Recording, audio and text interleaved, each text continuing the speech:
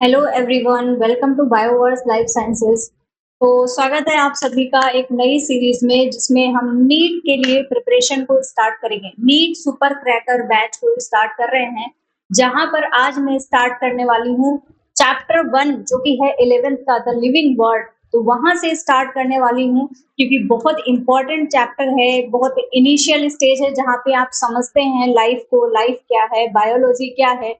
क्योंकि जब आप प्रिपरेशन करते हैं नीट के लिए बायोलॉजी की, तो आपको पता होना चाहिए कि बायोलॉजी है क्या, लिविंग वर्ल्ड क्या है जिसके बारे में आप पढ़ने वाले। तो चलिए, आज मैं स्टार्ट करती हूँ लिविंग वर्ड से।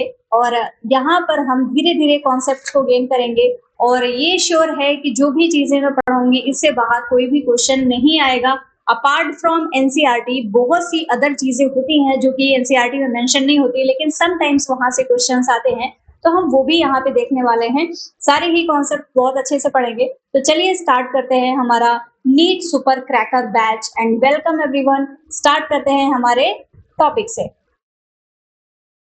ऑल राइट, तो चैप्टर है हमारा लिविंग वर्ल्ड। क्या है? The living world. Living world से क्या समझते हैं बच्चों? क्या है लिविंग वर्ल्ड?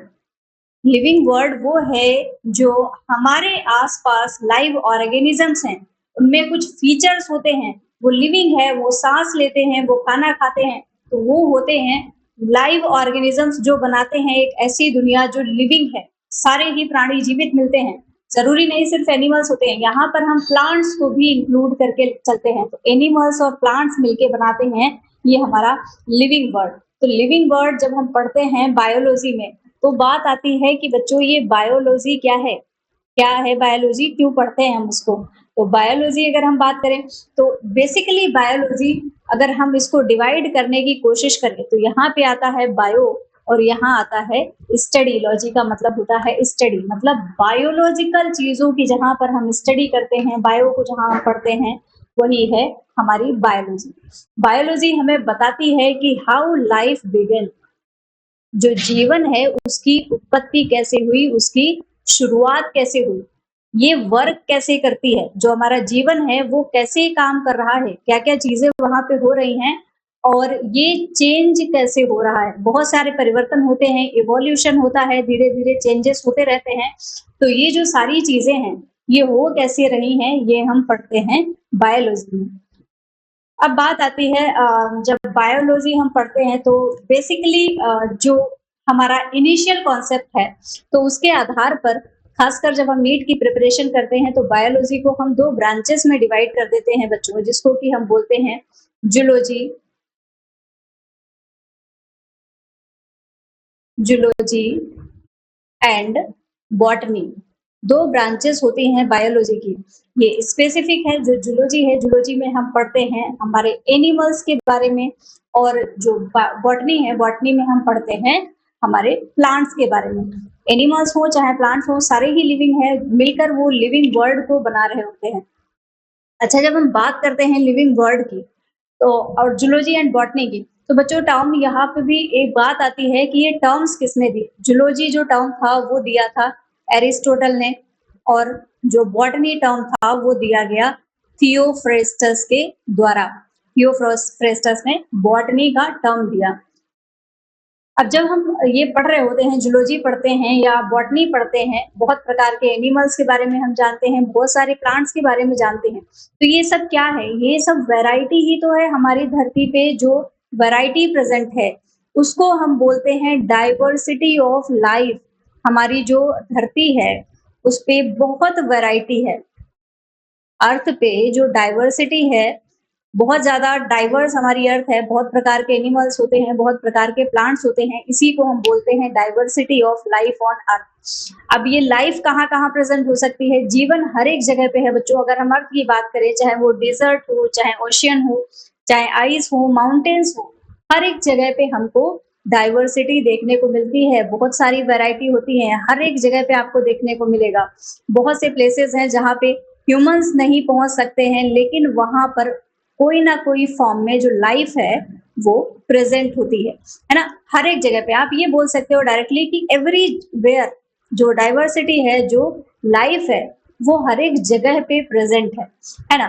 तो ये लाइफ कैसी हो सकती है, कैसे जैसे इंसान नहीं अगर पहुंच सकता है तो कौन हो सकता है जो हर एक जगह पे प्रेजेंट हो सकता है। तो डाइवर्सिटी जो होती है, स्मॉलेस्ट क्रिएचर होता है, जैसे कि स्मॉलर लाइक बैक्टीरिया। बैक्टीरिया की अगर हम बात करें तो ये बहुत सारी जगहों पे पाया जा सकता है। बहुत सी ऐसी कंडीशंस होती हैं जहाँ पे ह्यूमंस नहीं सर्वाइव कर सकते, प्लांट्स नहीं सर्वाइव कर सकते, लेकिन ये जो बैक्टीरिया है ये बहुत अच्छे से सर्वाइव कर सकते हैं। और स्मॉलर से लेके लार्जर एनिमल्स तक हमें देखने को मिलते हैं।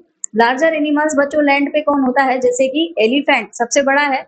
अभी हमारे पास में डायनासोर्स नहीं है, नहीं तो हम बोल सकते थे कि डायनासोर लार्जेस्ट है, लेकिन अब वो एग्जिस्ट नहीं करते। एलिफेंट है जो लैंड पे प्रेजेंट है। इसके अलावा ब्लू व्हेल है। ब्लू व्हेल कहाँ पे प्रेजेंट है? ब्लू व्हेल प्रेजेंट होती है समुद्र में, जो पानी है, जो जल है, वहां पे प्रेजेंट है।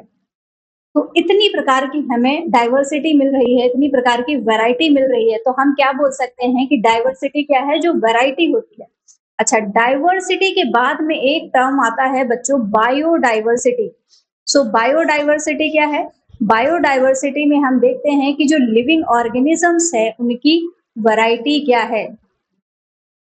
Variety of living things. जितनी भी लिविंग थिंग्स प्रेजेंट है, चाहे वो एनिमल प्रेजेंट हो, चाहे प्लांट्स हो, बैक्टीरिया हो, वायरस है, जो भी है, जितनी भी लिविंग थिंग्स प्रेजेंट है उनको हम बोलते हैं बायोडाइवर्सिटी।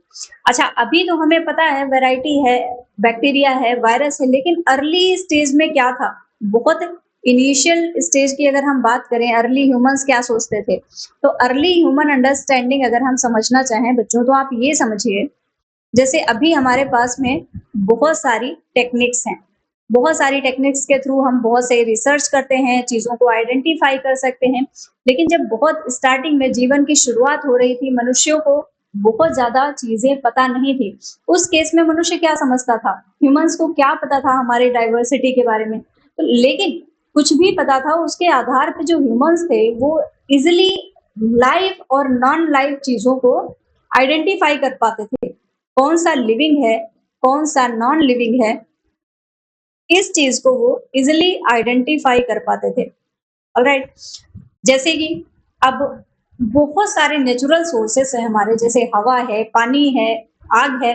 तो जो अर्ली ह्यूमंस थे बेसिकली वो नेचुरल सोर्सेस को वर्शिप करते थे, उनकी पूजा करते थे।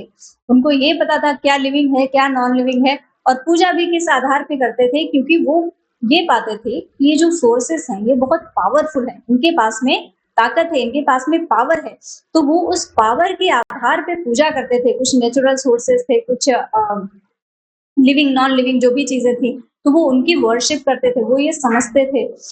और विंड है, सी है, फायर है, एनिमल्स हैं, बहुत सारे ट्रीज हैं, उनकी पूजा की जाती थी। आज के जमाने में भी अभी तक हमारे यहाँ एक कल्चर है जिसके आधार पर बहुत से एनिमल्स हैं, ट्रीज है, पूजा करते हैं लोग, क्योंकि वो उनको पावरफुल पाते थे, उनको मिस्टीरियस पाते थे, उनके बारे में उनको इंफॉर्मेशन नहीं थी। तो अर्ली ह्यूमन की अंडरस्टैंडिंग थी कि वो पावरफुल है, उसके पास में बहुत मिस्ट्री है, उसको समझा नहीं जा सका है, तो कुछ तो रहस्य है, तो उसके आधार पे उनकी पूजा करते थे। एक और चीज है, जब हम लिविंग वर्ल्ड देखते हैं तो बच्चों ब्यूटी बहुत बहुत अच्छा वंडर मिलते हैं देखने को हमें, तरह तरह के बहुत खूबसूरत सिनेरियो देखने को मिलते हैं।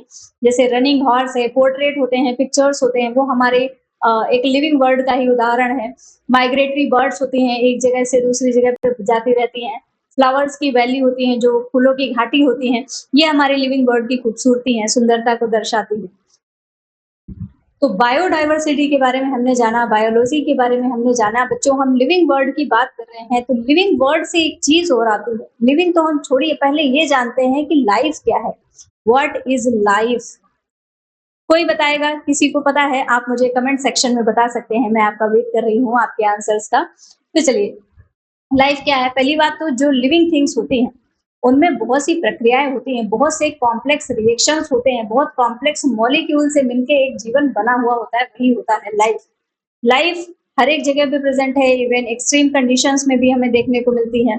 बहुत सी लिविंग थिंग्स हैं, उनमें बहुत सारी प्रक्रियाएं होती हैं, जैसे कि जो लाइफ है, लाइफ बना है, अगर किसी का जीवन है तो उसमें सेलुलर स्ट्रक्चर हमें देखने को मिलता है, जिसको हम सेलुलर ऑर्गेनाइजेशन भी बोलते हैं।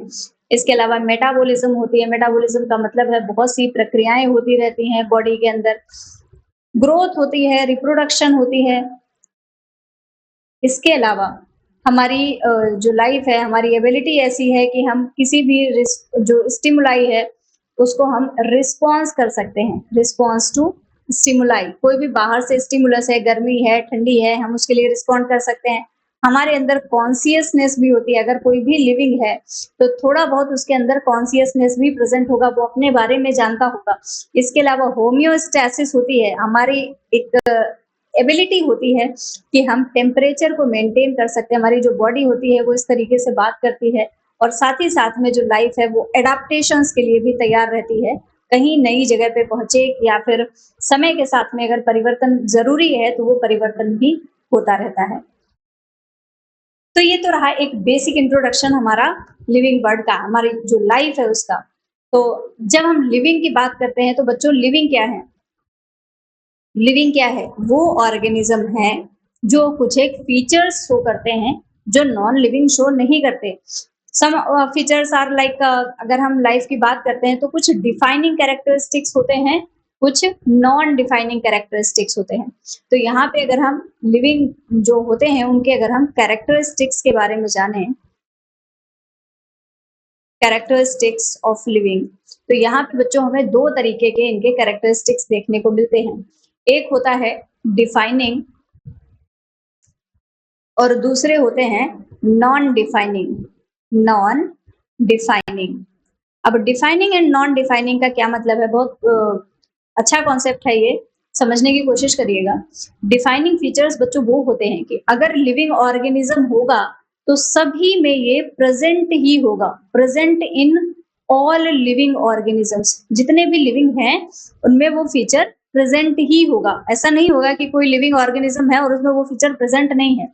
और नॉन डिफाइनिंग ऐसे है, मे बी प्रेजेंट और मे नॉट बी प्रेजेंट। इसको हम बोल सकते हैं प्रेजेंट इन ऑलमोस्ट ऑर्गेनिजम्स। ज्यादातर जो ऑर्गेनिजम्स होते हैं उनमें प्रेजेंट होगा, लेकिन कुछ एक केसेस ऐसे हो सकते हैं जहां पे ये प्रेजेंट नहीं है। तो जो फीचर्स होते हैं लिविंग बीइंग्स के, डिफाइनिंग कैरेक्टरिस्टिक्स होते हैं, वो सब में प्रेजेंट होंगे। और कुछ एक ऐसे होंगे जो कि सारे ही लिविंग में प्रेजेंट नहीं है, कुछ में प्रेजेंट है, कुछ में एब्सेंट भी हो सकते हैं। हम उनको बोलते हैं नॉन डिफाइनिंग कैरेक्टरिस्टिक्स। तो अगर हम defining and non defining characteristics की बात करते हैं बच्चों, डिफाइनिंग का मतलब must be present in all. ऐसा नहीं होगा कि एक में प्रेजेंट है एक में नहीं प्रेजेंट है ना। तो कुछ फीचर्स, चलो सबसे पहले हम देखते हैं नॉन डिफाइनिंग कौन कौन से हैं। तो बच्चों नॉन डिफाइनिंग में आता है growth and reproduction. Growth and reproduction जो है ये नॉन डिफाइनिंग फीचर्स हैं, क्योंकि ये प्रेजेंट हो सकते हैं, नहीं भी हो सकते हैं। क्यों है ये हम बहुत डिटेल में पढ़ेंगे आगे चल के, हम इसी को जानेंगे कि ये नॉन डिफाइनिंग क्यों है और जो अगले कैरेक्टर्स डिफाइनिंग है वो डिफाइनिंग क्यों है। तो डिफाइनिंग है मेटाबॉलिज्म, सेलुलर ऑर्गेनाइजेशन,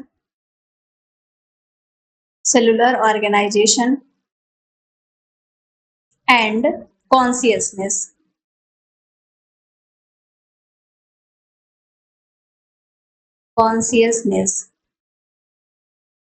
कॉन्सियसनेस को ही हम बोलते हैं रिस्पॉन्स टू स्टिमुलाई। अब बच्चों जब हम ग्रोथ की बात करते हैं, चलिए जानते हैं कि क्यों ये डिफाइनिंग है, क्यों डिफाइनिंग नहीं है। तो जो ग्रोथ होती है जैसे एनिमल्स में हो रही है, ठीक है, प्लांट्स में हो रही है, ठीक है, लेकिन कोई एक माउंटेन है, उस माउंटेन पे बाहर से मटेरियल इकट्ठा होता जा रहा है, धीरे धीरे वो ग्रो कर रहा है, उसका साइज बढ़ रहा है। तो अब क्या इस माउंटेन को आप लिविंग कंसीडर कर सकते हैं? हम इसको लिविंग नहीं कंसीडर कर रहे, लेकिन क्या ग्रोथ हो रही है? बिल्कुल ग्रोथ तो यहाँ पे देखने को मिल रही है। तो इसीलिए ये नॉन डिफाइनिंग माना जाता है, क्योंकि ये लिविंग ऑर्गेनिजम्स में प्रेजेंट है, लेकिन कुछ एक केसेस ऐसे हैं जहाँ पे नॉन लिविंग में भी हमें ग्रोथ देखने को मिलती है। साथ ही साथ अगर हम रिप्रोडक्शन की बात करें तो जैसे कि रिप्रोडक्शन क्या होता है, जो एनिमल्स होते हैं, प्लांट्स होते हैं, वो अपने जैसे ऑफस्प्रिंग्स को प्रोड्यूस करते हैं। लेकिन अगर हम यहाँ पे बात करें जैसे बैक्टीरिया है, अभी ये डिवाइड हुआ एक सेल से, यहाँ पे 2 सेल बन गई। अब इसने भी ऑफस्प्रिंग्स तो प्रोड्यूस कर दिया अपने जैसे, और ये साथ साथ में ग्रो भी कर गया। तो इसको आप क्या मानोगे, ग्रोथ मानोगे या रिप्रोडक्शन? तो थोड़ा सा यहाँ पे ये कंफ्यूजन आता है कि इसको आप ग्रोथ कंसीडर करेंगे या फिर रिप्रोडक्शन कंसीडर करेंगे। इस वजह से इसको नॉन डिफाइनिंग प्रॉपर्टी माना जाता है। लेकिन जो डिफाइनिंग फीचर्स हैं जैसे कि मेटाबॉलिज्म का मतलब है हमारी बॉडी के अंदर जो भी रिएक्शंस हो रही हैं, एनाबोलिज्म है, कैटाबोलिज्म है, लाइक कुछ सिंथेसाइज हो रहा है हमारी बॉडी में, कुछ चीजें टूट रही हैं, ब्रेकडाउन हो रहा है, जैसे कि डाइजेशन हो रहा है। तो अगर कोई भी लिविंग है तो उस लिविंग के अंदर मेटाबॉलिज्म तो हो ही रही होगी, कोई ना कोई प्रकार की जो रिएक्शंस हैं वो तो हो ही रही होंगी, इसीलिए ये डिफाइनिंग फीचर होता है। साथ ही साथ में सेलुलर ऑर्गेनाइजेशन प्रेजेंट होगा, मतलब चाहे वो एनिमल हो, चाहे वो प्लांट हो, चाहे वो बैक्टीरिया हो, भले ही एक ही सेल हो लेकिन उसमें सेल तो प्रेजेंट होगी ही होगी, क्योंकि सेल जो है वो हमारी फंडामेंटल और स्ट्रक्चरल यूनिट होती है, उसके बिना तो काम चल ही नहीं सकता है। इसीलिए जो सेलुलर ऑर्गेनाइजेशन है, अगर लिविंग है तो उसमें सेल्स प्रेजेंट ही होंगी, इसीलिए इसको भी डिफाइनिंग कैरेक्टरिस्टिक माना जाता है। नेक्स्ट आता है कॉन्शियसनेस। कॉन्शियसनेस का मतलब है कि जो समझदारी होती है, आसपास की चीजों को सेंस करने की एबिलिटी होती है, उसको हम बोलते हैं कॉन्शियसनेस। तो अगर कोई भी लिविंग ऑर्गेनिज्म है उसके अंदर इतनी क्षमता होती है कि वो अपने आसपास के वातावरण को सेंस कर सकता है, ठंडी गर्मी महसूस करना या आसपास में जो चेंजेस हो रहे हैं उनको महसूस करना, तो वो सारी चीजें हमें लिविंग ऑर्गेनिजम्स में देखने को मिलती हैं। इसीलिए ये जो कॉन्शियसनेस है इसको भी डिफाइनिंग कैरेक्टरिस्टिक माना जाता है। अब ये जो defining and non defining characteristics हैं बच्चों, इनके बारे में थोड़ा सा हमें डिटेल में पढ़ना रहता है, क्योंकि ग्रोथ कई प्रकार से होती है, रिप्रोडक्शन कैसे हो रहा है, तो उनके बारे में हम पढ़ेंगे नेक्स्ट सेशन में। ये था एक इंट्रोडक्टरी सेशन लिविंग वर्ड के लिए, तो बने रहिए हमारे साथ में और हम पढ़ेंगे पूरा चैप्टर अच्छे से। और ये बात को एश्योर कराना चाहती हूँ कि इसके बाहर जो भी कॉन्सेप्ट यहाँ पे डिलीवर किया जाएगा उसके बाहर नीट में क्वेश्चन आने की कोई भी संभावना नहीं है। So thank you everyone for watching, मिलते हैं नेक्स्ट क्लास में।